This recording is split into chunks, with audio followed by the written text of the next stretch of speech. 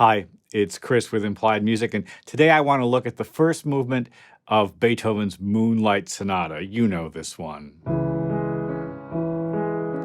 Well, it's a great example of some really interesting musical tricks that we're still using today. Let's take a look.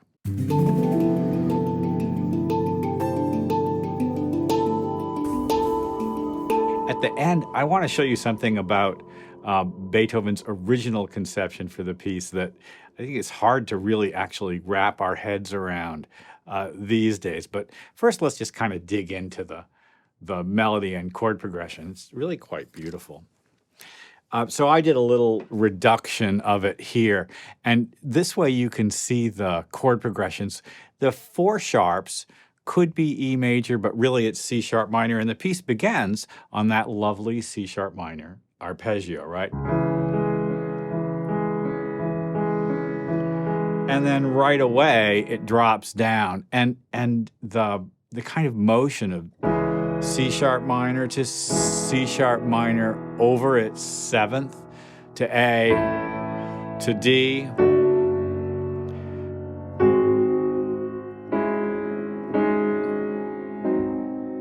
Really has this almost, it sounds like a 70s pop song, that chord progression. I just love it. Take a look at how it plays in the score. We'll just talk about it as it goes by, because there's a couple of like surprising, uplifting moments. So I recorded a simple version of it. This is 2 o'clock, and I probably would never perform it like this exactly, but it's helpful for taking a look at it. We can refer to measure numbers, et cetera, et cetera. So I'm using Sonic Couture's Hammersmith piano here, and it's kind of a classical mic setup. The mic's back off.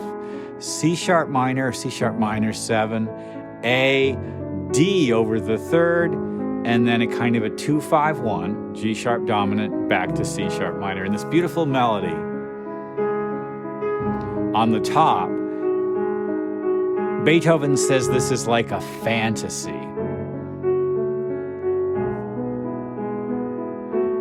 It resolves to E major. And you know, resolving to E major makes sense. C sharp minor and E major are relatives of each other.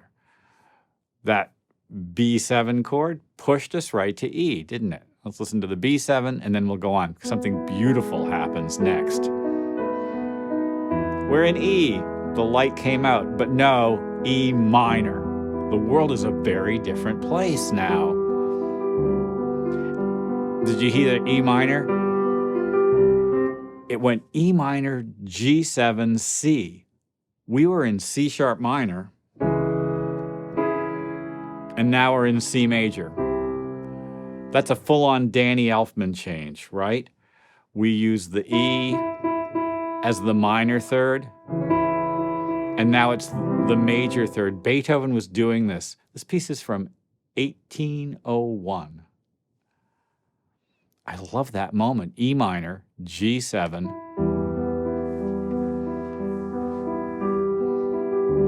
C, walking down.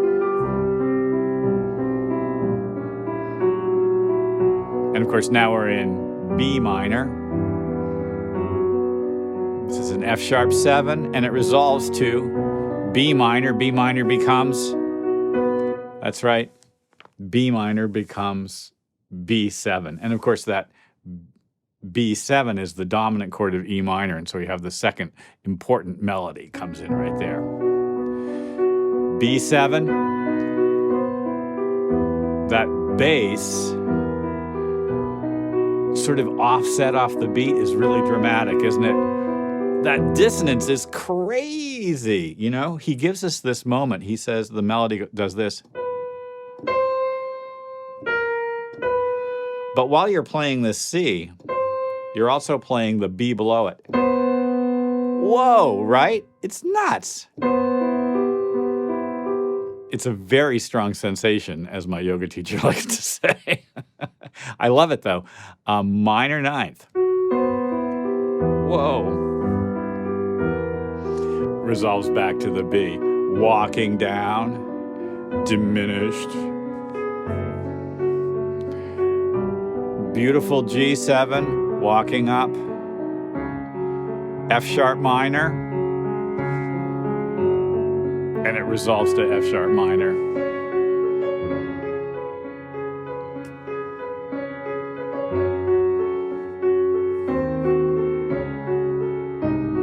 We can think of this as a dominant, G sharp dominant, and we're sort of heading back home. All more G sharp dominant chords here. We're heading back home to C sharp minor. This is about halfway through the first page, resolves to C sharp minor.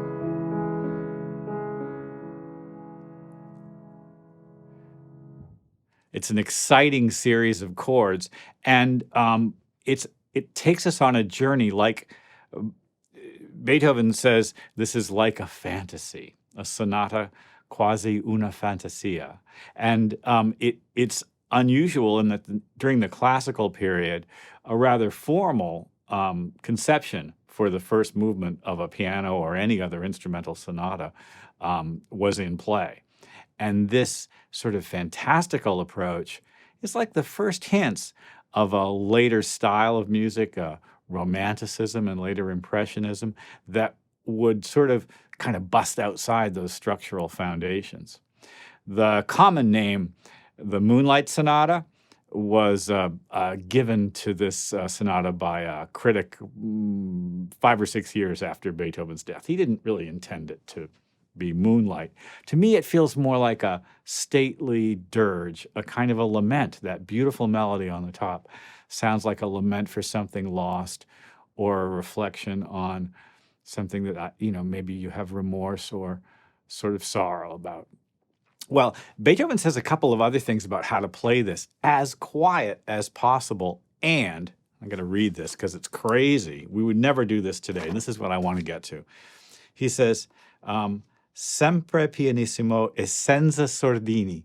Senza sordini means without dampers. In other words, put the damper pedal down and leave it down for the whole piece. Well, if I did that with this sample library or my own giant grand piano, it would sound like crap, because contemporary pianos' sustains are ridiculously long. You play a note and it'll last for 40 or 50 seconds. Whereas Beethoven's piano, consider the piano had only been around for, a little while, was, I would say a little while, 80 years or so, right? The very first piano, 1720. This is written in 1801. But it wasn't a high technology, and in fact, they just had started to use cast iron frames to get high tension strings, and it's likely that Beethoven wrote this for a piano that used a wooden frame, which means low tension strings and low sustain.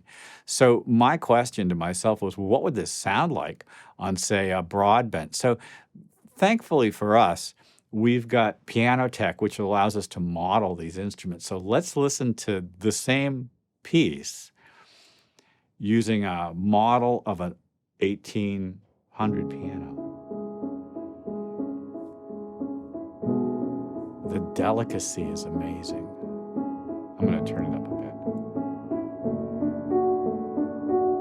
Now, this is exactly the same performance, and I just put the pedal down for the entire performance. You hear how the notes just die out.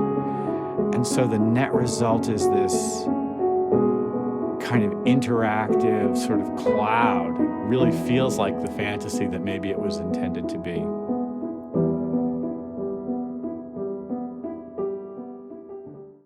Beethoven wanted us to feel something complicated, and the use of those different key levels, the C sharp minor pushing to E major and then E minor, the B minor turning into B7, those moments, along with those gorgeous diminished pivot chords, give us a complicated set of feelings and take us on an emotional roller coaster ride. And it's hard to accomplish that without the kind of harmonic language that Beethoven uses here. Well, listen, I hope this has been useful. Like and subscribe and ding the bell. You'll be notified when I do my videos. I'll see you next time.